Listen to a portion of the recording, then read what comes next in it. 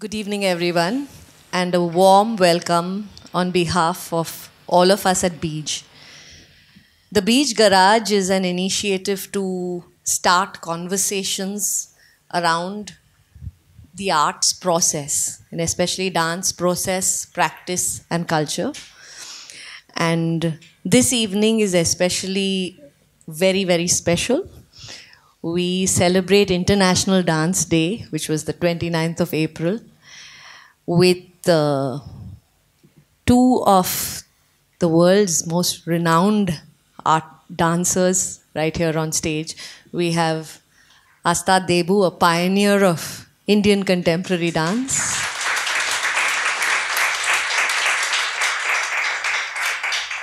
And Darshana Zaveri, who is synonymous with the Manipuri form, right from its very inception.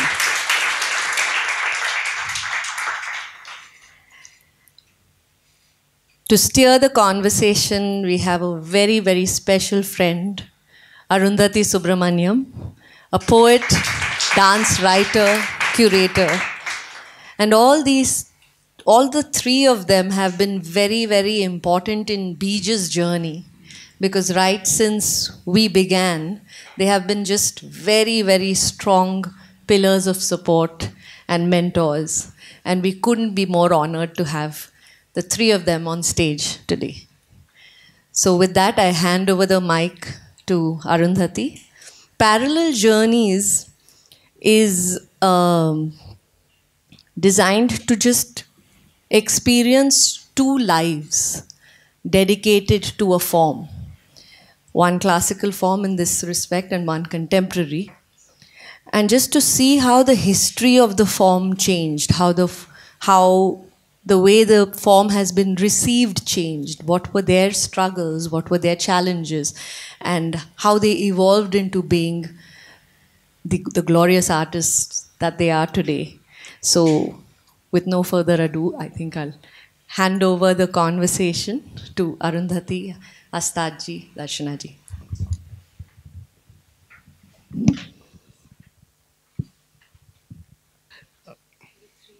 We need a third. You want to keep that? Yeah, we've got three now.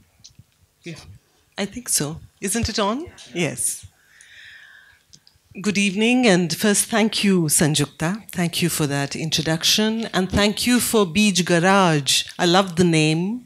It suggests work in progress. It suggests rolling up your sleeves and getting your hands dirty. It suggests workshop.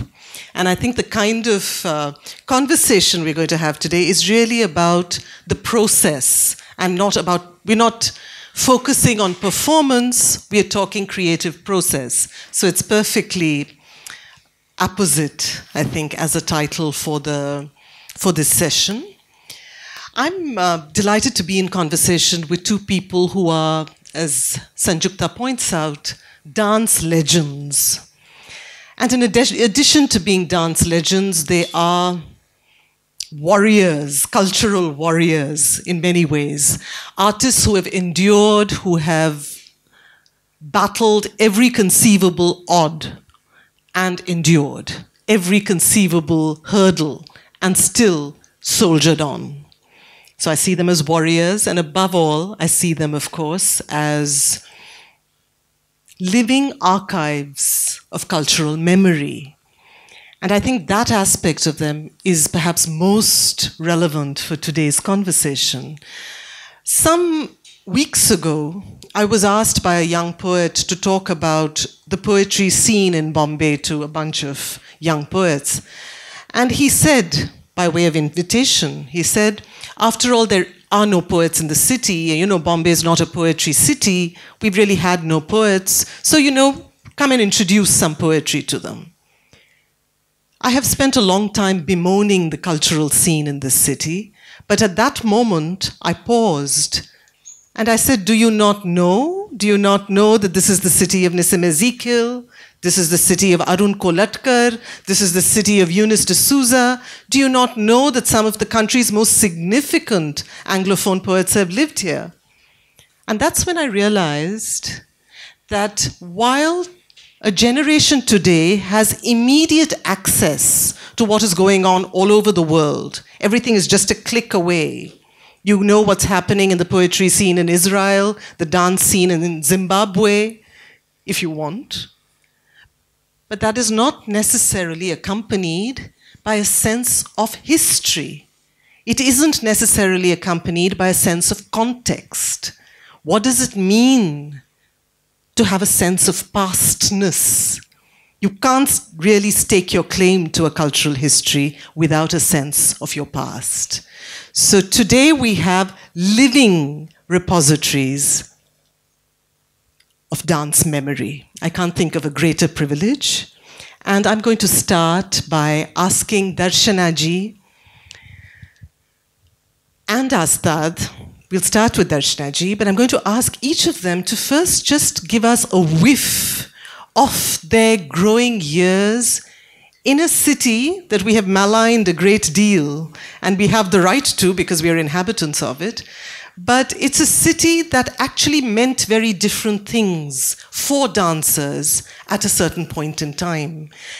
And when I once spoke to Darshana ji about growing up in Mumbai, I remember her saying that the 50s and the 40s, she says that was actually a very interesting time for dancers. I remember her saying Madame Menaka and Rukmini Devi came to school. We had legends performing for us. I want you to just give us a sense of what it was like to be growing up in Mumbai of that time. I really feel fortunate that I was born in 40s, the age of revivalism, when Mahatma Gandhi ji, he inspired the young generation, boys and girls, to revive our rich cultural heritage, as well as Gurudev Rabindranath Tagore. He brought all the dance forms on the higher pedestal, because before 40s, it was not considered good for the girls, society girls, to perform, learn or perform on the stage. But because of him, young boys and girls started learning and performing, of course, in amateur level on the stage. And at that time, our Guruji, in 1943, he came to Bombay. You mean Guru Bipin Singh? Guru Bipin Singh, sorry. And because for 60 years I was with him, and he's no more now. Since 40s we were together. He expired in 2000. When he came, he first directed the Manipuri portion of the dance drama Chaula Devi, produced by Bharatiya Vidya Bhavan. And Guruji directed the Manipuri portion, where Naina, my eldest sister Naina, she was heroine. Naina and Ranjana, both of them took part.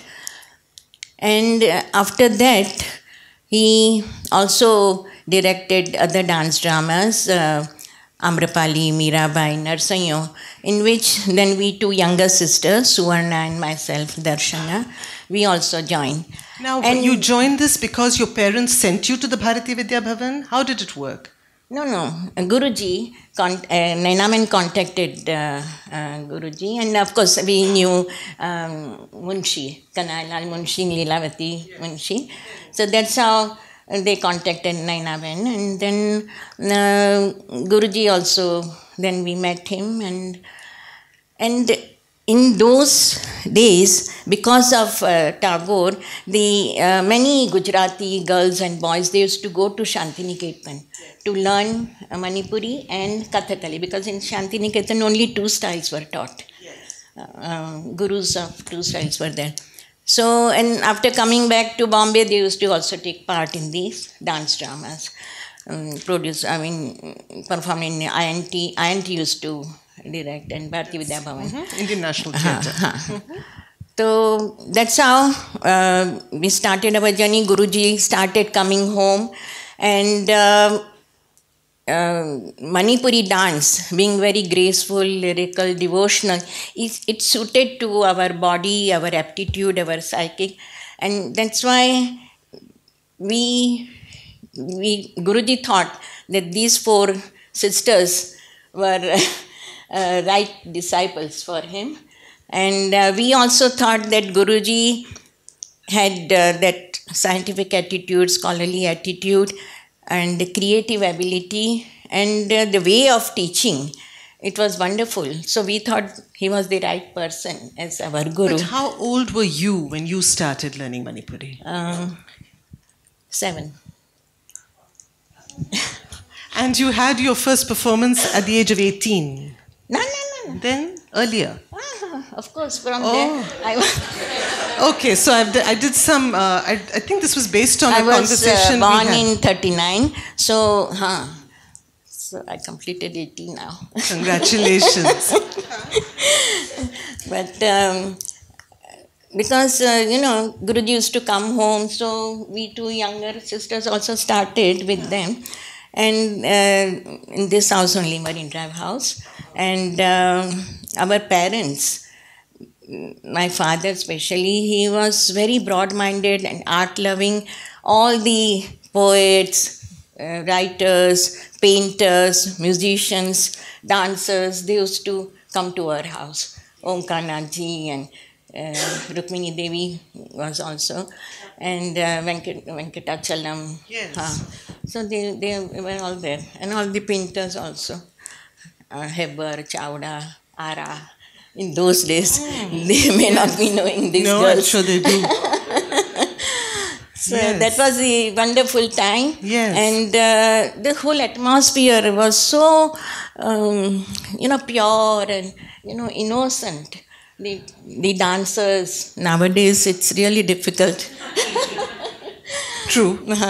But in those days, that enthusiasm was there. To learn and come on this stage and perform. So up to 50, we were in this dance dramas only. Of course, Guruji was teaching us Manipuri. And then in 51 and 54, we produced dance dramas, taking stories, mythological stories, and at that time, Guruji utilized all the different dance forms from Manipur. Means Ras, Sankirtan, and Thangta or Lai Haroba. So all these forms were utilized in those two dance dramas. Otherwise, the other dance dramas, Mirabai and Narsayo, all the other forms were there. Even folk dance was there. Yogendra Desai and Avinash Vyas. They were the... he was the music composer, Avinash Bhai, and Yogendra Desai was dance composer. But Guruji only did the Manipuri portion. So in 50s, then in 49, seeing our interest and encouragement given by our parents, Guruji took two elder sisters, Naina and Ranjana, to Manipur. And then in 56, all four of us, he took us to Manipur because he wanted us to see and learn the individual style of three main gurus, Ras gurus of Manipur, Guru Amubi, Guru Atamba, and Guru Amudon Sharma. So we have 5 traditional Bhangi parings, which are must for any Manipuri dancer. So Guruji taught us 5 Bhangi parings in Bombay, and then he took us there and we learned individuality and little differences of 3 gurus. And then we presented these 5 Bhangi parings in front of 3 gurus.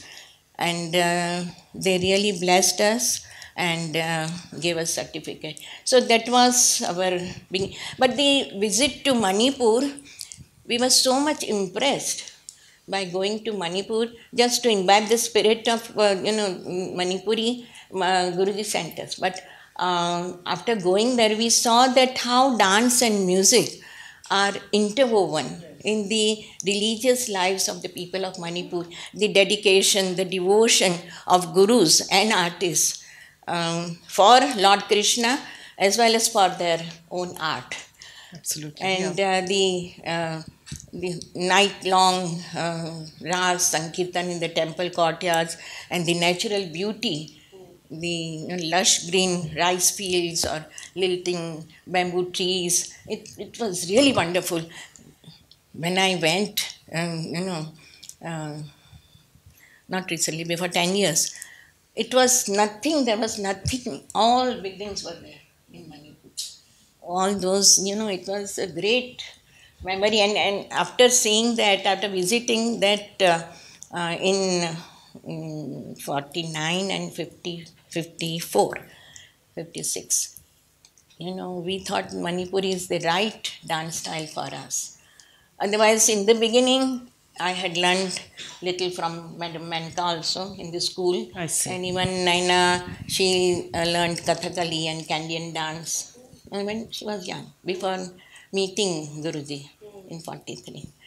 So, in fact, I want to ask you more about your relationship with Guruji. I know what an enormous presence a guru is in one's life. So I want to come back to that, Darshana ji. But I'd like to sort of also bring in Astad at this point for a sense, Astad, of what life was like for you before that. What I understand was a very pivotal moment when you saw the Murray Lewis Dance Company in Mumbai, when you were a student at that time, were you? Yeah. Yeah. So prior to that, was there a relationship with dance when you grew up? You were in Jamshedpur, you were in Navsari. What were the kinds of cultural experiences that you had before you came here, leading up to Murray Lewis? Hi. Hello. Are we on? Yeah. Thank you. I was born in Gujarat, in Navsari, and after that,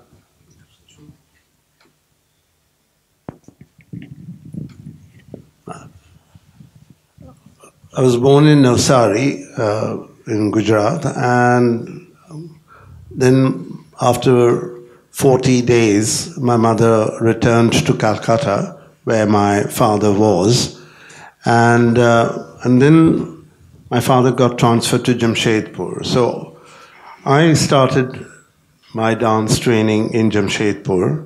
And again, it was the foresight of my parents, again, very unusual that in 1956, a young Parsi boy to be sent to study Indian classical dance, all not on as regards Parsi goes, but in Jamshedpur that wasn't really the case. Did your sisters learn as well? They learned afterwards. I mean, I joined first. Again, basically, at that point they just saw a little talent and they said, let's get this boy out, he's too active. And again, there was no agenda on their part that they're going to make me into a professional dancer. And I started at 6, but it's really at the age of 8 is when I really started sinking my teeth when Guru Prahlad Das from Calcutta came to teach Kathak dance. So he used to come twice a week, and this was a dance class held in one of the clubs, the United Club, and the dance organization was called Nitya Niketan. So I studied dance and Kathak, and I took part in a few dance dramas which Guru Prahlad Das sort of choreographed. And then when school finished, the next step was I really wanted to become an actor, and be in the performing world. And my father said, no, you have to have a proper education. Stage or the films? Stage. No, at that point it was stage. I mean, films was like, which came later on. But so I came to Bombay and I did, as all good Parsi boys, went and did BCom, Bachelor of Commerce and Economics. And the reason I chose, my priority was history. But then I said to myself, what will I do with history? You know, so it makes sense to, I had no brains for science. So, and it was only 3 hours. But my guardians, my father, younger brother, they were not into dance at all. So my father took this opportunity and said, okay, they are your guardians, so you'll have to follow what they say. So I could not really continue studying, but whatever I had studied, at every college function, the college said, oh, Astad hai, usko bulao, nachega. Call Astad, he'll dance. You know, and at that point, it was still basically Kathak. But it's Podar College? Podar College. But this was in 1967, I saw the Murray Lewis Dance Company. But the other thing, while growing up in Jamshedpur, which was very good, we had the opportunity of seeing the great Indian classical dance gurus, performers. So I had that sort of exposure. It wasn't just Kathak, you know, there was Kathakali, there was Manipuri also, and there was sort of Bharatanatyam. Odissi still hadn't really taken off, but still there were, you know, there was a guru who used to teach Odissi, and I do recall, but not of any big name that I recall. So one was sort of aware of the other Indian classical dance styles. So when I came and I saw the Murray Lewis Dance Company, I was totally taken away by the fact that to see a number of dancers, because in Indian classical dance, initially was primarily a solo performer. And even till today, you have a lot of great solo performers, and the best of the best are still soloists. And I also saw how space was utilized, how lights came on. So this was really sort of, and I was already in college from 65, and I saw there was a sort of like a contemporary movement in theater, there was in music, there was even in visual art, but nothing in dance. And so that sort of really sort of made me very curious. And then immediately after that, there was Uttara Asha Kurlawala, who was studying at the Martha Graham School, happened to come home, and as she was studying there, she was very keen in showcasing some of her work. And I got involved, and I was part of her little sort of dance that she choreographed. So that was really the initial seed planted into, and I said, well, that's very, very interesting. And so that was the initial Where was the performance? I'm just curious. Of the Murray Lewis. It was at the Homi Bhabha, because that was the theater to have all the dance, international dance come, because that was the only space, because at that point there was no NCPA, well there were, but no Tata Theatre, and later on. So it was there, that's where I saw. Yeah. And right after, yeah, so that was my initial. In many ways, the city is an invisible protagonist in this, on stage with us, in a way, because these are both city dancers in such an integral way. This is the city that spawned them. This is the city that nurtures or doesn't nurture them adequately, but this is their city. So Astad, because we're on this journey, there's an image I have of Astad from my very first interview with him many years ago, when he told me of how he got onto this cargo boat at the age of 21, and then proceeded to hitchhike his way all the way across the world, really, and ended up eventually studying dance in New York. Am I right? Well, okay, fine.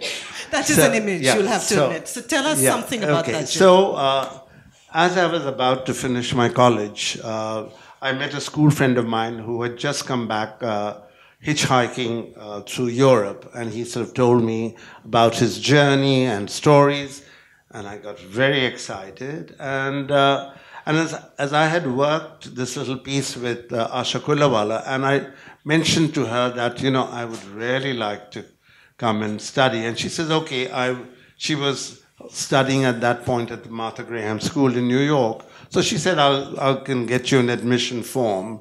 So, which she did. So I gingerly approached, as time was coming for my finals to be over, I approached the subject to my father first, and I said, you know, I'd like to hitchhike through Europe. And one thing was very, again, I was very fortunate that my parents heard me out, and there wasn't a single moment where neither my mother or father said, no, it's too dangerous. You know, we don't know anybody, and you're just going to take this cargo boat and go, you know. So they said, okay. And again, I had done all the groundwork because my friend had said, well, this is the routing and this, that, and the other. But regardless of the routing, and then as I said to them, and you know, I have also got admission to study dance. And I have a scholarship, which I didn't. You know, so my parents said, okay. So, and in those days, you know, we couldn't leave the country as we can leave today at a drop of a hat. You needed permission from the Reserve Bank, and that was called a P form. But the loophole was that if you went as a laborer to the Gulf, you know, you could leave provided you had your visa and passports. So that's how I left with a backpack, you know, packed clothes, packed my little Kathak dance sort of on my little CD, costumes, and took off with passengers of goats and sheep, along with other laborers who were going to get off periodically as the ship stopped in sort of Muscat and Dubai and Bahrain. And eventually, the final port of call was Khurramshah in Iran. I had got all my visas, but my US visa, because I was waiting for some papers, and the consulate said, if your papers are in order. And I was very keen, because on May 23rd was the last sailing of the boat before the monsoons began. Because when the monsoons began, the sailings were not very sort of regular. So this 21-year-old, all alone, got to go. So I took off.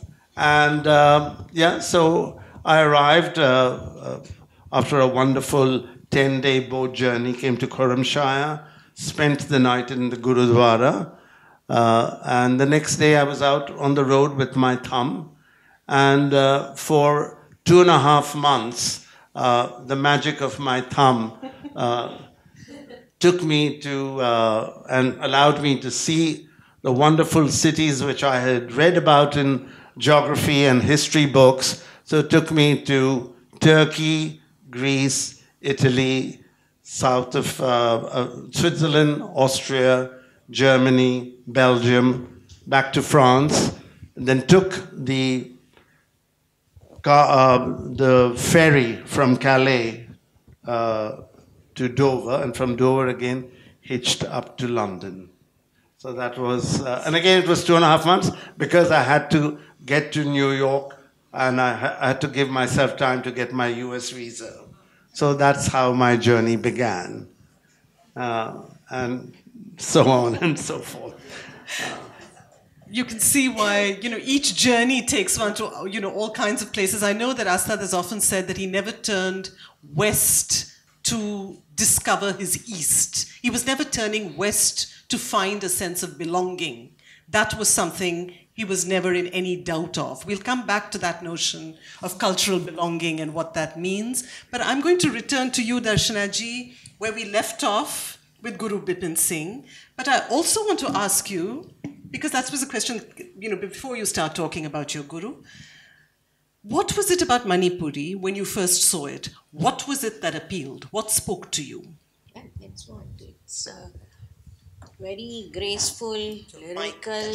Oh, sorry.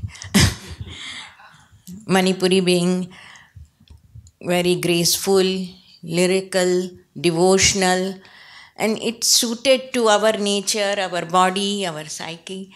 And that's why, and you know, Manipuri dance especially needs natural grace. Swaying of the torso along with the body is very important. And the Manipur chakra, which is the center of the body, that is the where energy emerges.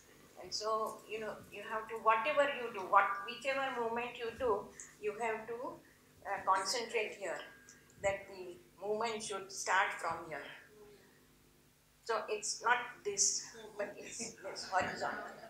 This. So I always scold them. It's like, it's rounded, circular, continuous, and whatever you do, the hand, of course, hands do not go above half, and we have to follow the neck and the eyes, the hands, and usually, sorry to compare with other styles, but in Bharatanatyam, mostly the dancers, they look at the audience. They look in the eyes of the audience. We never. I always tell them to look. Just you follow the hands, the neck and the eyes. And it's always, you know, you have to keep your body humble because it's devotional. In Manipur also, they dance in the temple or in front of kings when in the temple courtyard, in the Ras Leela, then they sit. So it's always humbleness, the devotion should be there. So our body is always natural, not protruding. So that is the main thing. And somehow I feel that Manipuri style, it suits and the communities like Gujaratis and Bengalis. And of course, Really? Manipuris, Assamese, it suits more and they can do it. What makes you say that? I have experience. No, so for tell all us these more. years. Tell us more. Teaching students, but because we don't have any South Indian students. I don't think. Only Gujaratis and Bengalis. And mainly, of course, from West, they have come. I'm sorry? They have that natural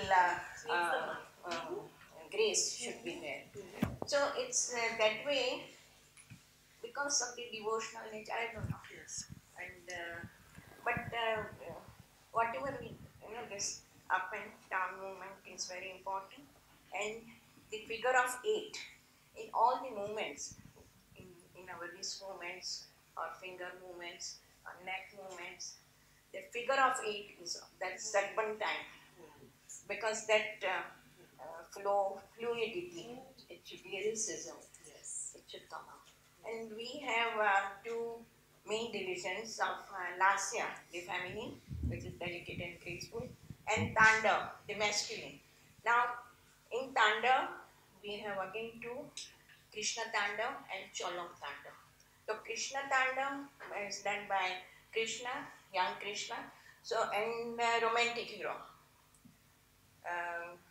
with Radha and Gopis. So, this style is developed because of this, because Vaishnavism was adopted in 18th century by Manipuris. Otherwise, they had their ancient religion, worshipping village gods, ancestors, and because the tradition of dance and music with the religion in the temple is still found in Manipur.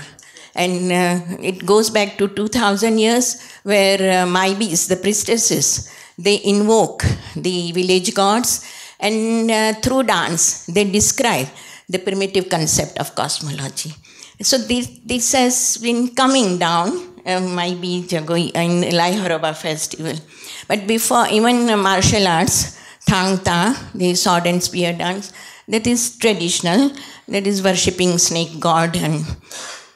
But before 300 years, Manipuris adopted Gaudiya Vaishnavism, advocated by Chaitanya Mahaprabhu. Hence, all their performances had stories of childhood pranks of young Krishna and stories of divine love of Krishna and Radha, performed through Ras Leelas, the dance dramas. There are 7 Ras Leelas, 2 depicting stories of young Krishna and 5 depicting stories of Krishna, Radha and Gopis. And Sankirtan. Sankirtan having 2 highly developed dance forms of Pungcholam, dance with the drum, and Kartal Cholam, dance with the big cymbals. So this Ras Leela and Sankirtan are the highest forms of aesthetic expression of the Vaishnavite religious feelings of people of Manipur. And these 2 are classical forms. Other forms are traditional, like Haroba and martial arts. So we have specialized, we have done work in these 2 forms only. Now, about Guruji was asking. You know, Guruji had so much talent, creative talent, that during 40s, he had so many tuitions. He could have earned a lot. 40s and beginning of 50s, because at that time, Bharatnatyam or other styles were not that much popular.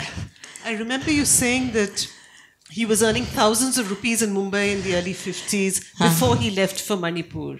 Before, right? Yes. Money, that's what I'm telling, that he was earning a lot through tuitions. One after another, all the different cars were waiting for him to take him for the tuition, like that. So it was really something. And he had that creative talent, ability so much that he could have created his own new style, creative style. But then my parents and my brothers-in-law, Naina and Ranjana's husbands, they told Guruji, that you leave everything. You don't worry about your livelihood, and you do research work and go deep in the tradition and create within the tradition. Then only it will last long and it will be satisfying. And your contribution will be really great. Otherwise, creating new style and new dance dramas and all that, it's short-lived. So he then left everything since 55, 56. Then started going to Manipur more and more and meeting gurus and collecting and writing down the oral tradition. Now, along with his work in Bombay, in our house was like Gurukul system. Guruji used to come because from the beginning, our dance activity is research oriented.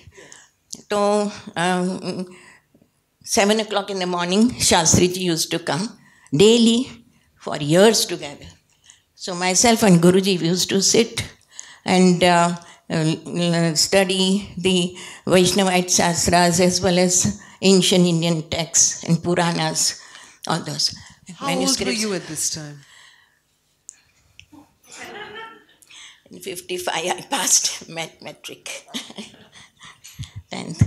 But so whole day, 24 hours. That's why I didn't get married. I didn't have time to have any friend also. And one side Guruji was there, and other side my eldest brother-in-law, Sushil Bhai. They were 2 very strong personality and very strong-headed, and I was in between sandwiched. I had to listen to both of them. Yes. But whole day, 7 o'clock in the morning till 6 o'clock in the evening, Guruji used to stay here.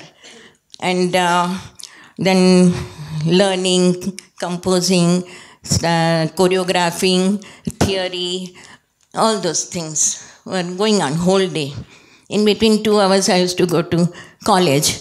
But then I used to sleep in the college, at Christian College. Oh, I see. Okay.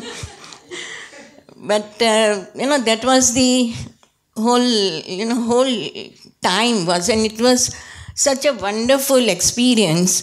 And then, of course, were you not resentful at all? Was it a wonderful experience at that time? Or looking back because, on it? Full time, full time I was in that. And in 58, when we all went to Manipur, we were the first we four were the first non-Manipuris to dance in the Govindji temple, to dedicate our dance in Govindji temple. And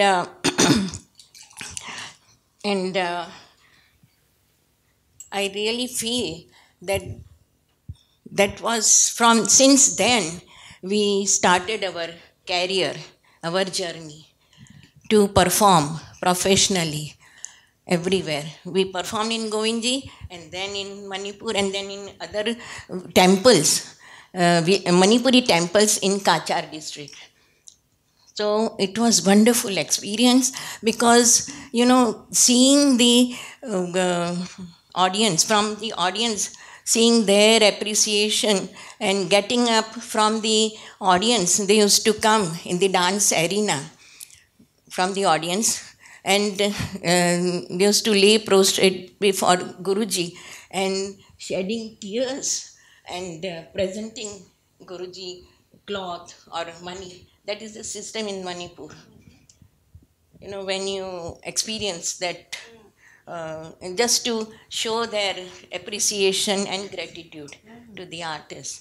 And so it was so satisfying and, fulfilling. At that time, in those days, we were so young.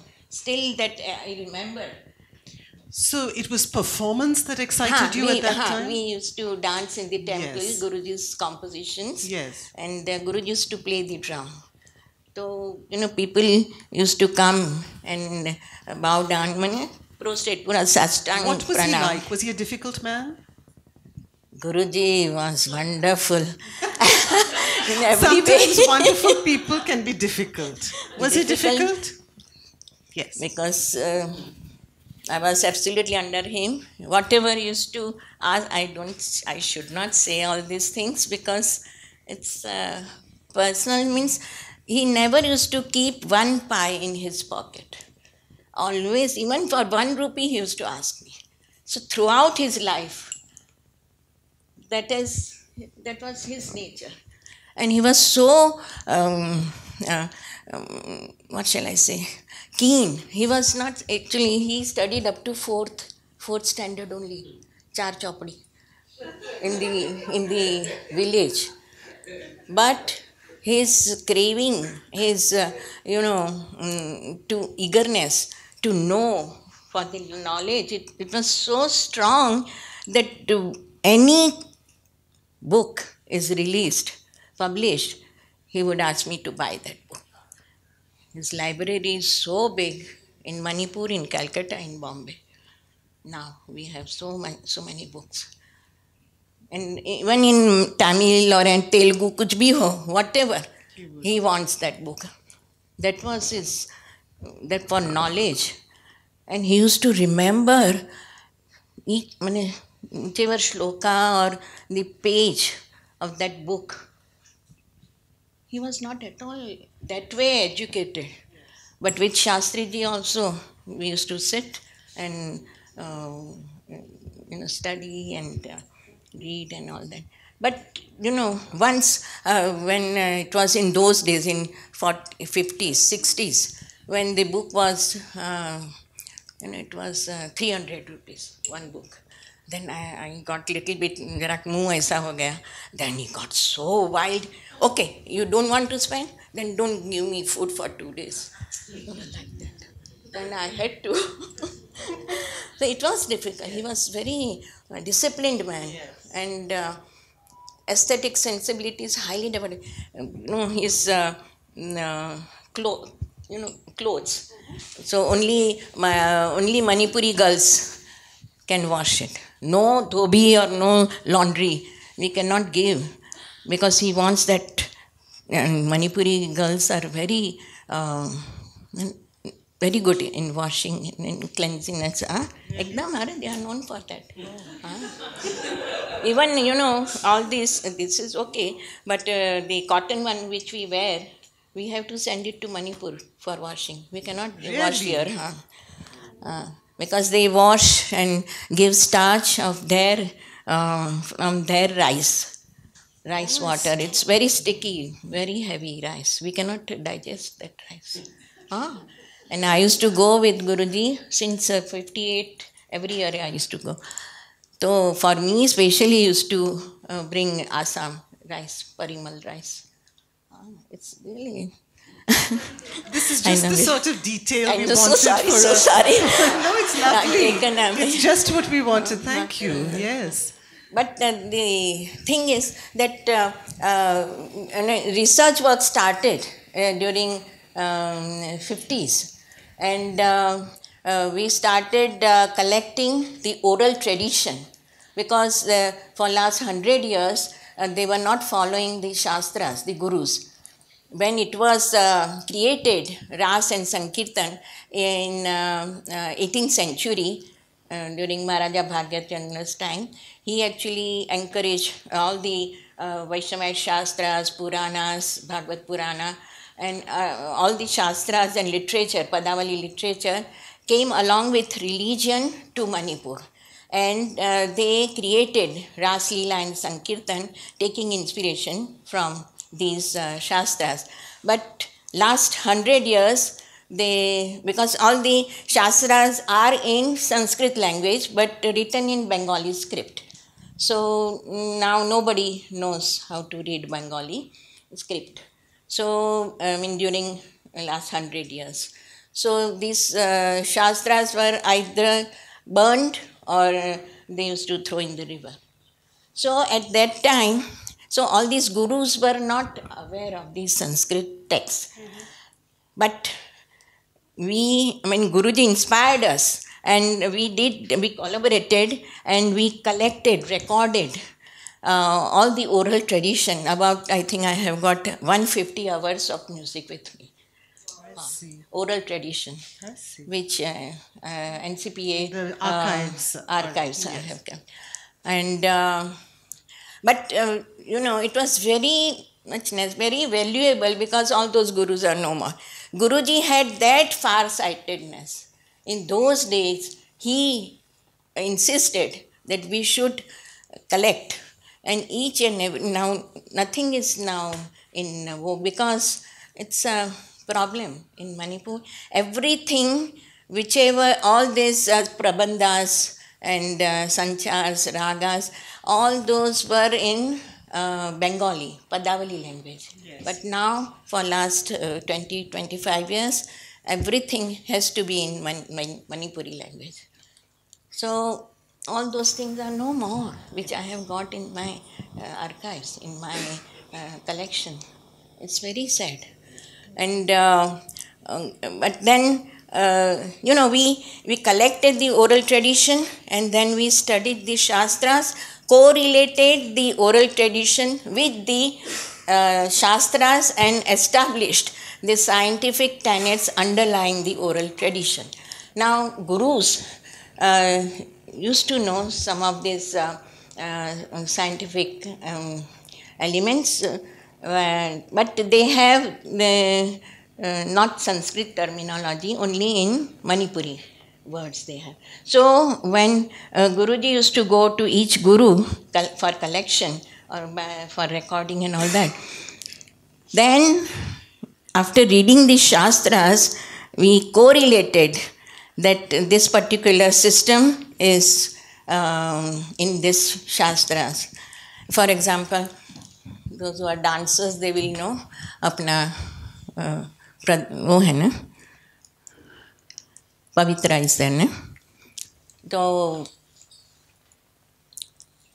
completing the tala on first stress 1 2 3 this is the tal dadin takita din takita din tadin tat tat takita tagin dadin takita da, finishing the composition on first stress, that is called man. So in Manipuri, gurus used to say, tan thada thaba, meaning to complete, finish on the first stress. Then on second stress, man vardhaman, then tang kitta tagra gra, then trakatatta tang tang. This is tal char tal of 14 beats and 4 stresses. So it was completed on the second stress. So that is called vardhaman. And they say tanyaida thaba, to finish on the second stress. And last stress, then gragadenda gingita tang. When the tala is 1, 2, 3, 4, 5, 6, 7, 8. Din, de, gragra, dinta, gragra, dinta, gragadenta, gingita tang. So here third stress, last stress. So they say tanmaida thava, meaning end. So like that, we found out the Sanskrit words for their system, which gurus were not aware. So like that, the whole thing. Codifying of the whole thing. Yes. Yes. And then we made the 6 years course, 6 and 8 years systematic training course. And then taking root in this, we composed and choreographed for the theatre. So bringing the traditional and classical dances from the temples to the theatre. Yes. That has been our main work. So, and it's pioneering work, really, in its own right. So.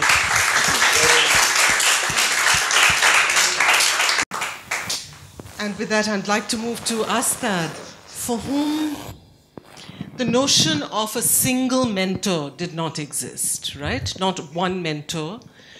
And in many ways, that's a scenario I'm familiar with as a creative practitioner in literature, because there are lots of unconscious periods of apprenticeship one goes through. People whose work speaks to you. It's almost like a bit of an Ekalavya situation. You have them in your head somewhere when you're working. But then also, in the case of the modern art, one moves on. So I'm curious to know how this period of apprenticeship worked for you. How did this process of coming into your own happen?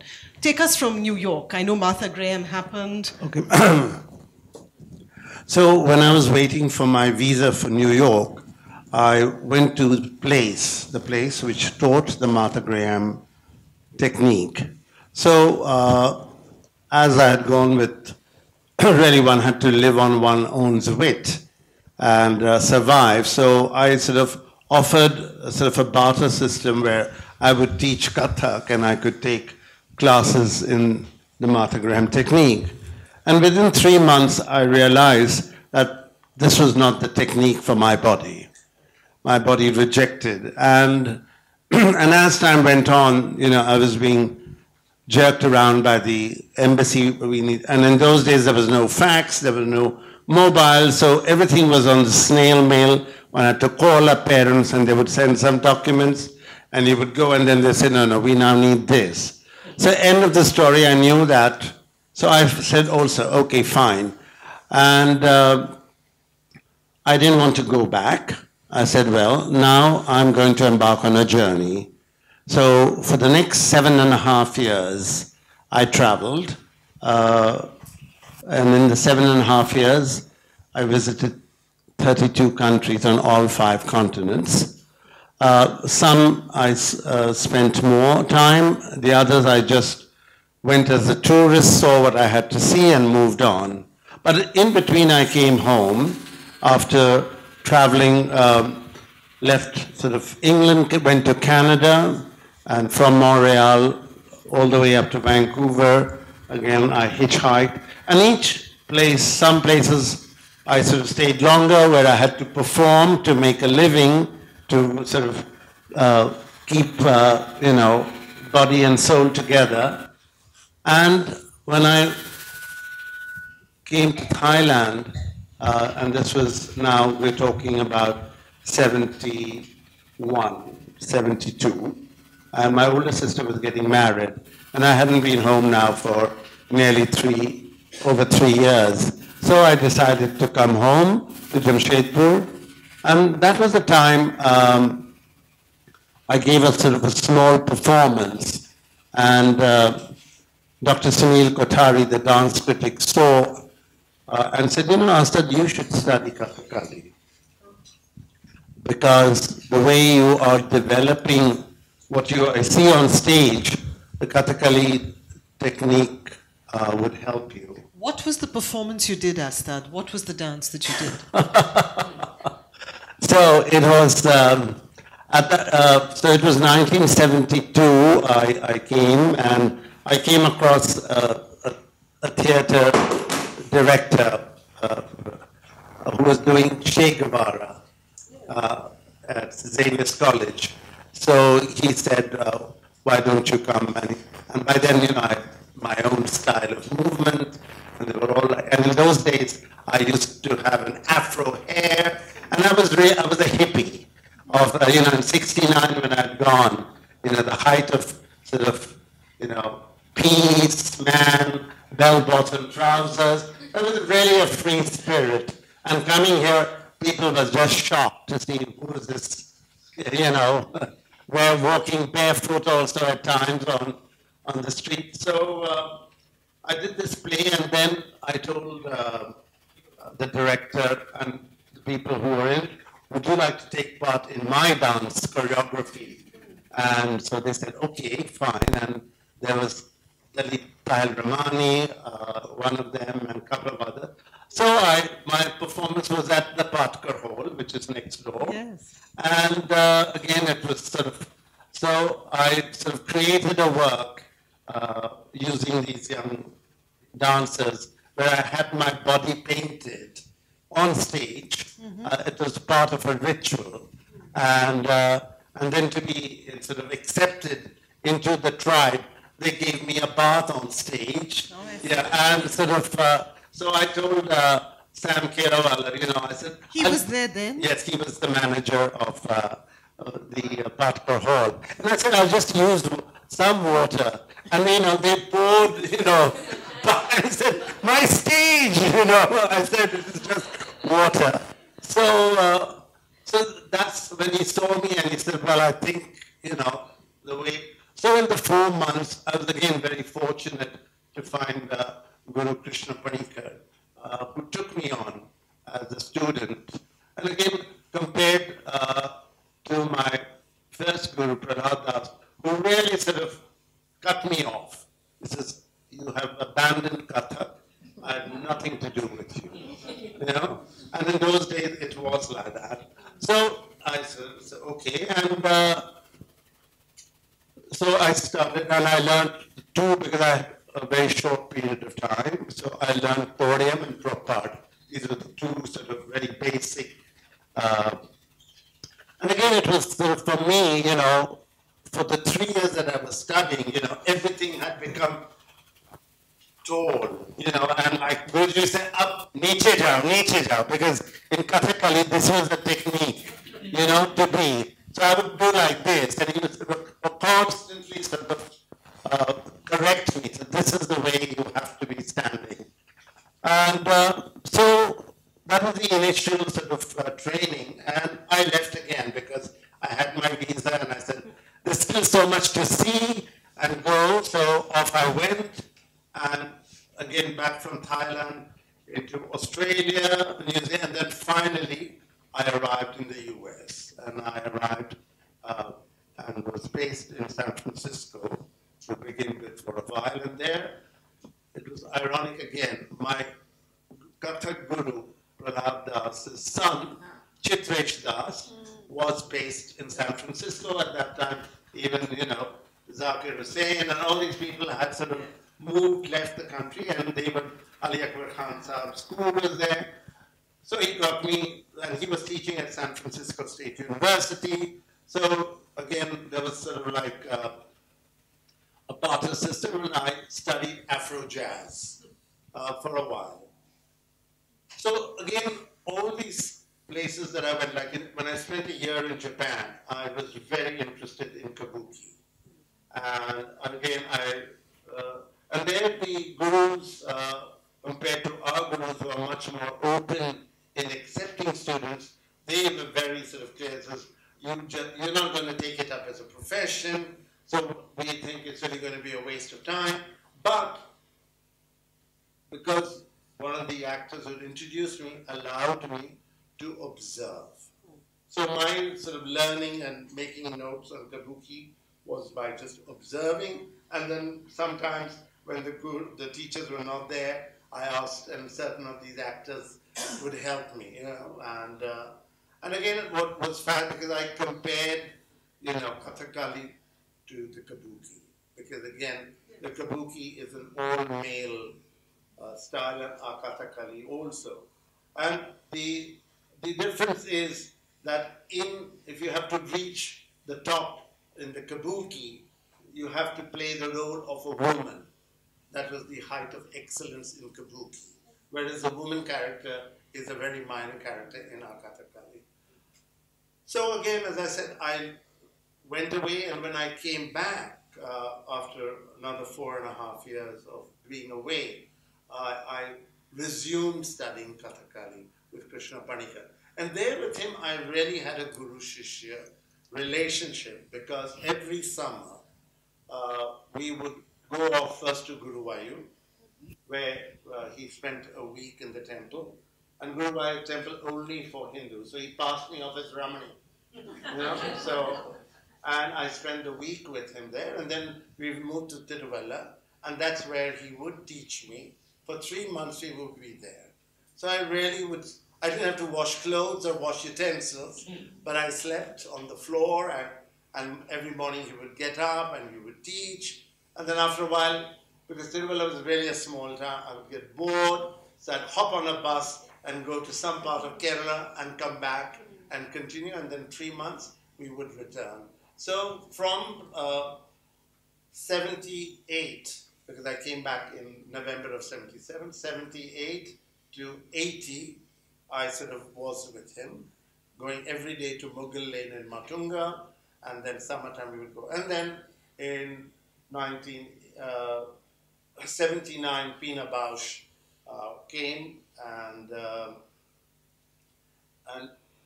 my initial support came from the Max Miller Bhavan. Not only Mumbai, but also Delhi, Chennai. So all the directors really served.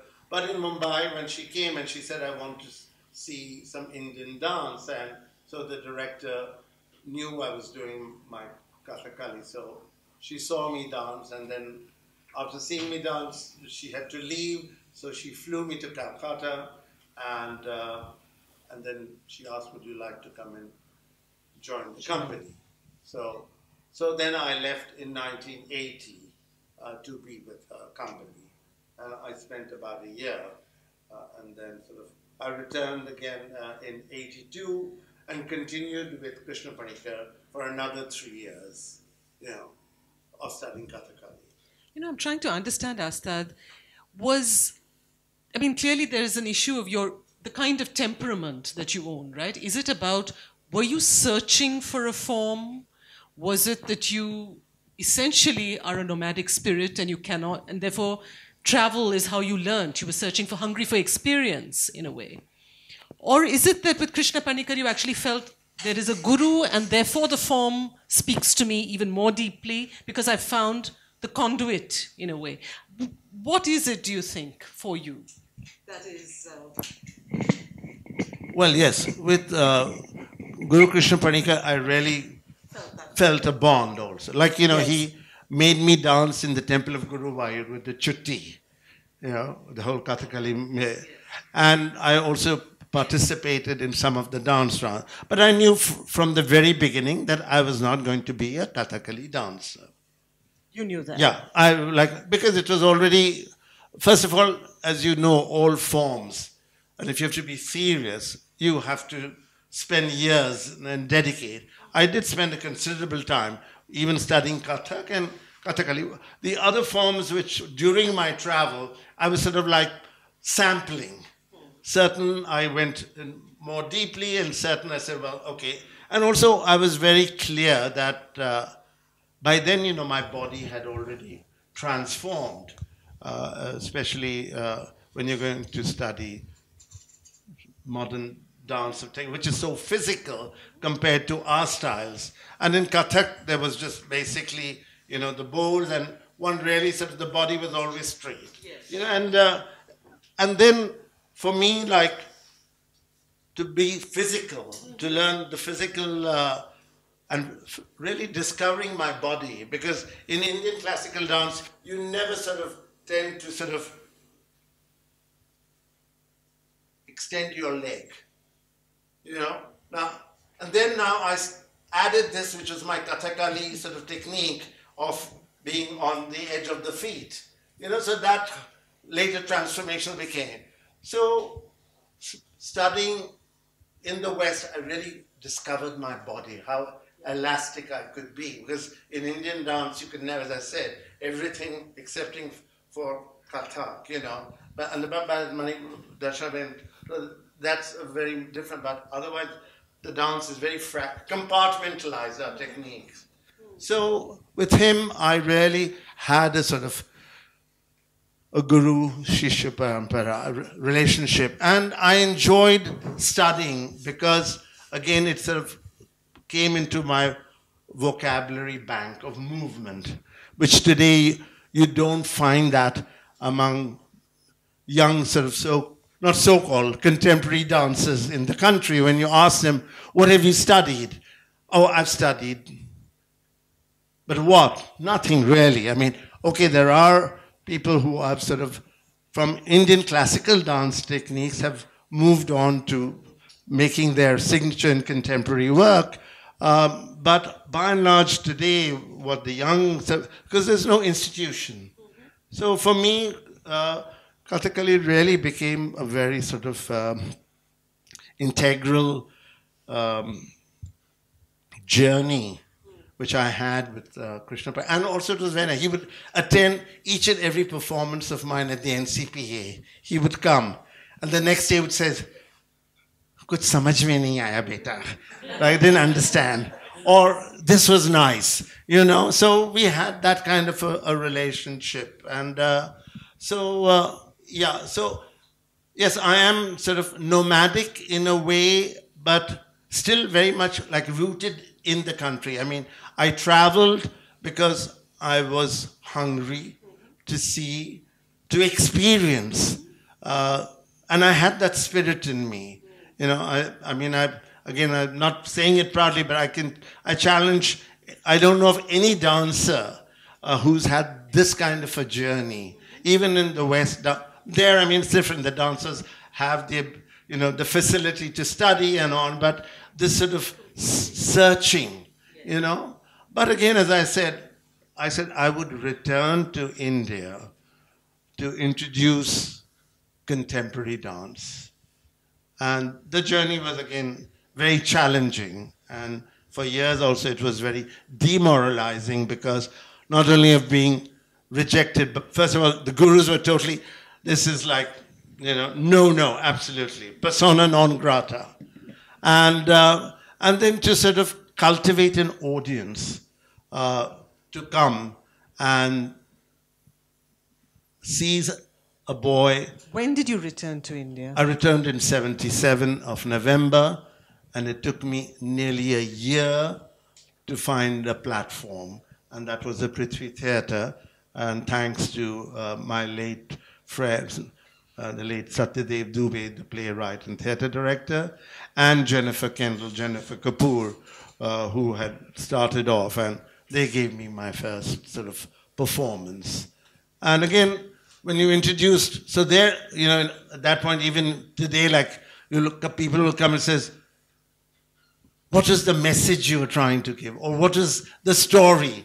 I mean, like, showing something abstract, you know, was sort of very, very new. So I had to sort of make sure that I had something a little peppy to keep the audiences and at the same time and it's amazing that just about last weekend I met the editor of the publisher of Condé Nast magazine that publishes Vogue, Condé Nast Traveler, Octated, and he said to me that, Astad, I saw you dance at the IIT in 78.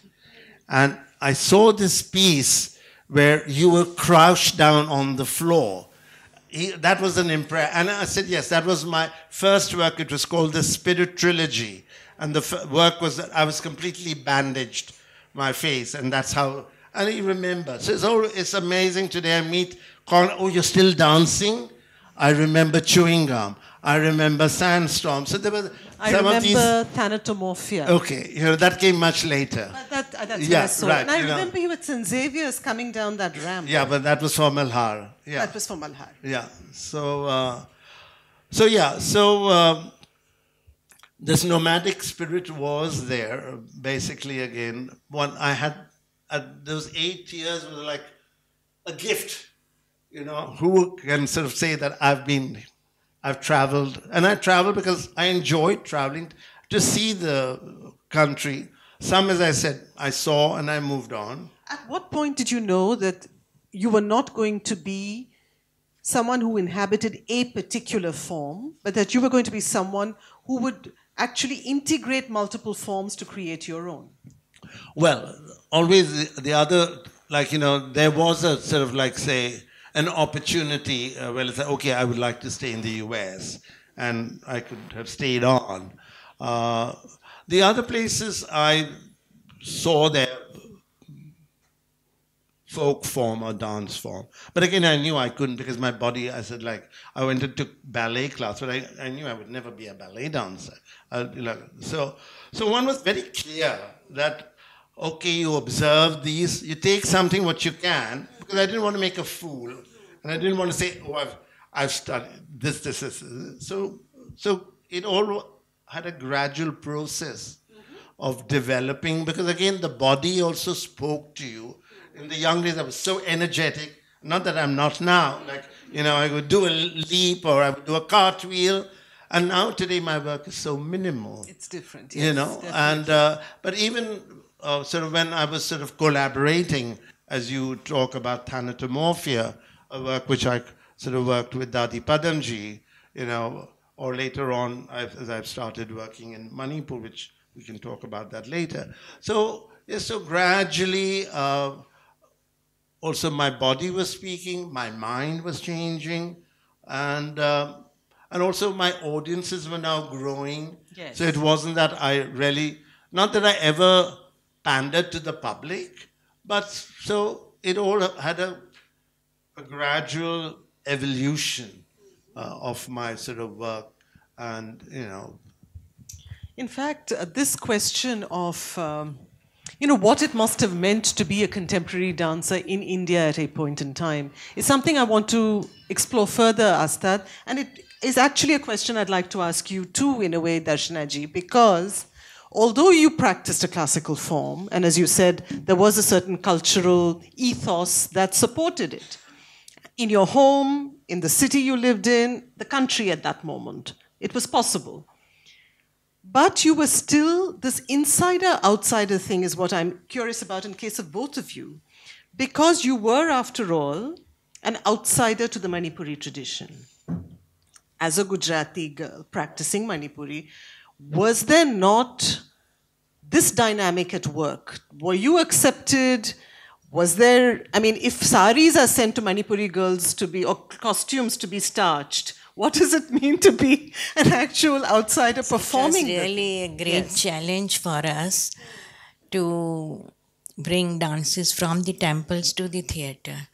In relation to duration, there Ras Leela and Sankirtan went on for 8 hours, dusk to dawn. And first Sankirtan and then Ras Leela. Then even the choreography is circular, because the idols in the Govindji temple are installed in the middle, and all the gopis, they dance around. So whole choreography is circular, because audience sit on 3 sides. One side is temple, and so everything, even duration is there. Then the venue, of course, temple to theatre. Theatre is proscenium. So we have to change everything according to the demands of the stage and theatre. Then compositions. Now in Ras we have, repetition and slow and it stretches, quite boring. But then we cannot present the same thing on the stage. No. And so when we established all these classical elements, for example, the Lasya and Tanda, or Nritya, Nitya, Natya, the pure dance, interpretative dance, and the Natya form. And in each, we have, even in the Abhinaya, we have Shringar Ras, sublimated sentiment of love, the Bhakti Ras. And in that, we have 64 divisions of Shringar Ras, 64 divisions of Naika Bhedas, based on Shringar Ras. So all these are performed, sung in Sankirtan. This 64 divisions, Rasa Humari they call, and Bashak Phangnaba, that is competition between two groups of women. They sing and do abhinaya on different naikas, Bashak Phangnaba. Even in Sankirtan they have all these divisions sung. Now, so that is the main thing. We took root in the tradition and composed items for the theatre, for the stage, according to the demands. And now each element we developed, brought out the beauty of each element to its maximum possibility. And so we selected the, for example, Tal, on Tal one item, or Prabandhas, that is musical composition. So on that different item. Then taking these divisions of rasas or Naika Beda. So it was composed for the theatre. Now the people, when they saw us, yes, they were questioning. Then first they said, no, you are chori karta hai ye log. From other styles, you are borrowing or you are influenced by other dance styles. Then I used to, since 1960, every year, I used to go with Guruji there in Manipur. Of course, I used to first study from different gurus, the other forms, and then meeting scholars and gurus and discussing with them, explaining to them that what is our attitude, what is the tradition, and making item for the stage. But same element is being done in Ras Leela. I used to demonstrate that and compare. For example, in Ras Leela Bhangi Pareng, they used to sing Sare ga re sa, sare ga, went on. Sare ga ma pa da, sare ga ma pa da, da pa ga re sa. Only one movement is there, and they used to sing the sargam, sarigam, musical notes. Then for this stage, Guruji made it very complicated. Gama ga re sa re gama pa da pa ma da ni sa ni da pa ni da pa ma gama da sa ni da pa ni da pa ma, like that. So I used to show them that how this particular item is, that the root is in the tradition. So just for this stage, we cannot do the 2 hours thing on the stage, one item. Bhangi Pareng we cannot repeat. But in short items, the presentation should be So this resistance that you're talking about, it came from the Pandits? I mean, what kind of dance establishment from the public. In Manipur? But the scholars like Nilkanta Singh is no more now, Surachand Sharma, then Damodar Singh. No, they used to appreciate, value Guruji's work, Guruji's talent, and they used to accept everything. But the general public, yes, and especially the playing of the drum. Now we are playing the drum. So in Manipur, only male artists, they dance with the drum in Sankirtan and they sit and play with the drum, on the drum in Ras Leela. So male artists only. So female cannot touch the drum. So that is the, it's very auspicious, of course. drum is very auspicious because played in all the religious and social and religious occasions. So, but Guruji was very particular that knowledge of drum gives depth and understanding to a dancer. So he introduced in all our 3 academies, Bombay, Calcutta and Manipur, all the girls, we teach them. And, and I have experienced, it gives you so much of confidence and understanding, the chanda, the rhythm, and I can now train the drummers also. And it has helped me once. It's just an experience that myself and one Manipuri girl, we had gone on ship for a program from here to Seychelles Island. So on the way, we were supposed to dance in the night on the ship. That's why they had given us free passage. So on the way, the captain asked me, please give me your music, we will try. Then I said, I have got tapes, spools. So he said, no, it's not possible to play this spool. Then how will you dance? Then we knew drum, both of us. So in one item, I played the drum, she sang. In another item, she played the drum, I sang. So like that, we recorded on cassettes, and then in the night we danced. So that way also it was helpful. It is useful. But otherwise, even today, a woman will not play the drum in any of your performances. First, we were not supposed to touch this fanek, they call. Ladies' dress, it should not touch. So we started the drum. So we started wearing dhoti. And then we started playing. Oh, I see. But in the programs we play. But then, so in those days, I had learned to dance also, drum dance. And so, I should not say that. No, you should. But so it's for so many years we were doing, and now also we do.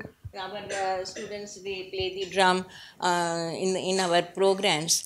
But recently, aajkal ke, these youngsters, they don't have any idea, and they don't think also. They have that fanatic, they are against fanaticism. So he must have seen my photo on YouTube, ke kahan se, humko to malum bhi nahi hai who has given, but that photo, myself playing the drum.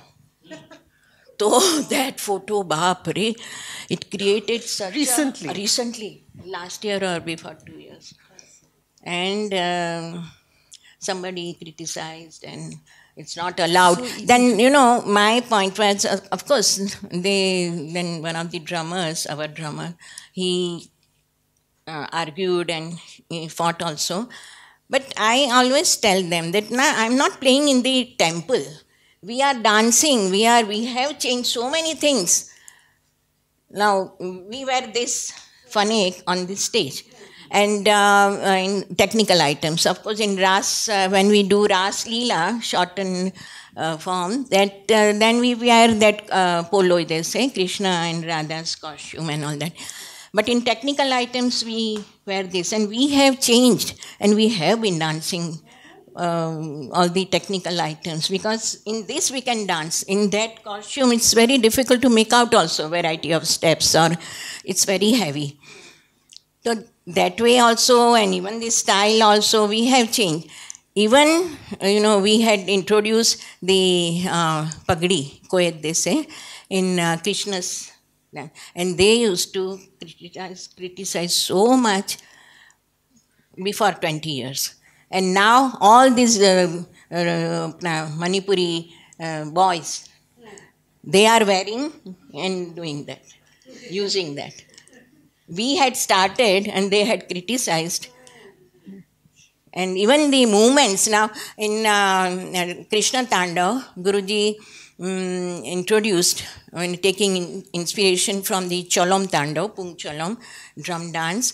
He has beautifully introduced some of the movements of Cholom, the style-wise also, and the acrobatic movements also, because we needed in certain item when Krishna goes to meet Radha, and to please her, he does, an acrobat aerialist. In the guise, we have 12 guises of Krishna. So in one of them, so in that story, Guruji introduced all the acrobatic movements. So even in the dance when we used to do, it's a beautiful item of Mrudu Uddhata Krishnaratam, a soft and forceful dance of Lord Krishna. In that he introduced. So people started criticizing. You are doing all these Cholom movements. And now they are also doing that. So it's really terrible. So we ignore, let them say. But, this changes, and it was struggle. There also. was a struggle, definitely, It right? is difficult. Yes. Manipuri is difficult, he must be also knowing. To do any new work he has been doing with the drummers, and I don't know whether they have accepted it or not. It is difficult to make them. Yes. My journey with Manipur began way back in 98. And it started with the martial art form, the Thangta practitioners. Now, in 98, in those days, our television, ZTV was the first channel to be really there. There was no sort of NDTV, no Star. And they were going to have their first sort of award ceremony. So one of the sort of organizers says, Astad, what can you create for us which will be very something different? So I said, okay. But I said, the budget. So the budget, I said, okay, then why don't we go to Manipur? Because I had seen the Thangta practitioners and I was very fascinated with their technique and with their movement. And so one thing good about me that, we were going in 98. So my reputation had preceded me in Manipur that, yes, this is, though he's a contemporary dancer, he's serious, he's dedicated, and I'd already got my Sangeet Natak Academy Award. So that was a stamp of approval from the powers be, from the government. So, so we went to see a lot of institutions who were practicing, and I came across this group called the Hula Group, where the late Guru Devabrata Senam was their guru. And I approached him and I said, I have to do this performance, and I'm going to use your performers. And in those days, I also used to do, way before the Shamak Dawes and Terence Lewis came on the scene, I was doing jazz and sort of did choreography, enjoyed it, but it was an extension of my creative. So I had these 12 other boys sort of doing all these sort of jazzy numbers. So it was like a duel. So I had the martial artists and I had these boys, and I was the spirit which sort of brought them together and sort of also sort of instigated to fight among each other.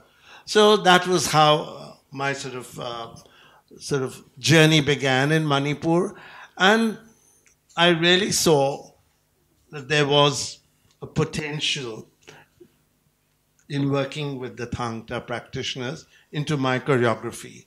So again, I went to Guruji and I said, would you allow me to work with 4? Because, as you know, funding is... So he said, okay. So with the 4 of them, what I've done working in Manipur now from 98 to 2019, and this weekend I'm off again to start a new sort of creation with some of the Pungchulam drummers, which will premiere on the 28th of November, the NCPA.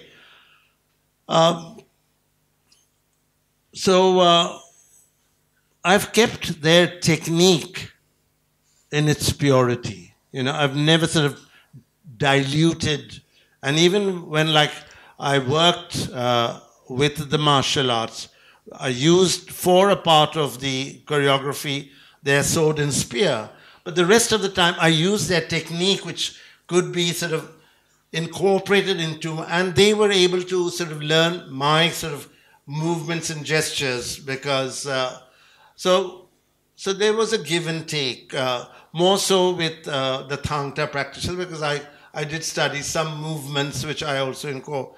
Whereas with the Pungchalam drummers, I've never attempted to play even the drum or anything. But again, I took the drums away from them and they were really insecure. But I said, this is your imaginary drum, you know? And so these kind of movements, and they gradually, because of the fact that the Pungchalam drummers are the only drummers in India who are dancers compared to if you look at other drumming, like whether you see the tabla player or the mridangam player, they're all standing and playing or sitting. But with these, they have a certain movement element. And so again, I used that movement. And for them, again, it was a challenge to learn my music. And the fact that, again,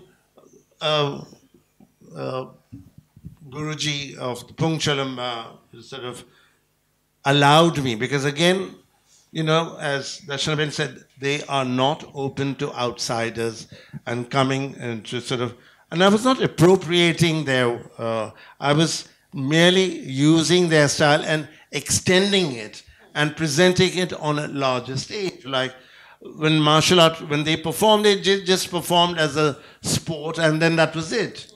But for them to sort of I brought this style out onto my work and then to take it, I mean, they traveled, but again, our travel and their travel was very different. And even Guruji would say, like, you know, some of the gurus would come on the pretext of visiting Guruji, and Guruji said, oh, dekhne, they're coming to see what you are doing with the drummers. Are you sort of defiling our technique and things like that? And it is I'm not ironic, but it took me 10 years to present my work in Manipur. Though I had been working and taking the martial artists or the drummers everywhere, but it took me 10 years to showcase it within, for the community and the gurus. And they all sort of, there was one sort of aspect which Guruji did not tell me, that in the Pungchalam, so there is a work of mine called Rhythm Divine 2, The River Runs Deep, and I'm talking about the unrest and the political situation which was in Manipur, was happening. So I made the drummers crawl on the floor, and that is a no-no. But my guru who I was working with did not see anything wrong and did not point out, no, that the boys will not do that. So that was the only, but other than that, whatever I did that I've done, all the gurus have really appreciated and praised me for the work that I've used their sort of style and form in enhancing my own creativity. No, that's an interesting Manipur conjunction there. But Astad, in fact, my outsider-insider question to you is really about an even earlier struggle that you've had to face, which is to be a modern dancer and to be an Indian dancer is often seen as incompatible. If you are an Indian dancer, you will have to be, I mean, in conventional terms, being that you are an emissary of some timeless heritage, that idea. And there you were, claiming, I mean, doing your thing, and really, in that sense, a pioneer in that field. Tell us something about how you made this identity work for you. Well, perseverance, number one. You know, that you would not be sort of dismayed by one was open for criticism, as one knew that one was treading in a different territory, which was not part of our culture. So for many years, as I said, the Indian classical gurus had totally sort of...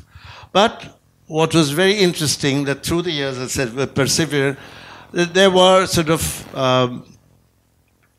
musicians first, like Amjad Ali Khan Sahab, there was Pandit Jasraj, because by then I had started also using Drupad. It is a part of in my music. So they came and saw, and they sort of really saw there was another form of spirituality, a devotion, and they saw really, I was amazed to see how a male body worked, using partly some of our Indian classical gestures and something what my body sort of had created.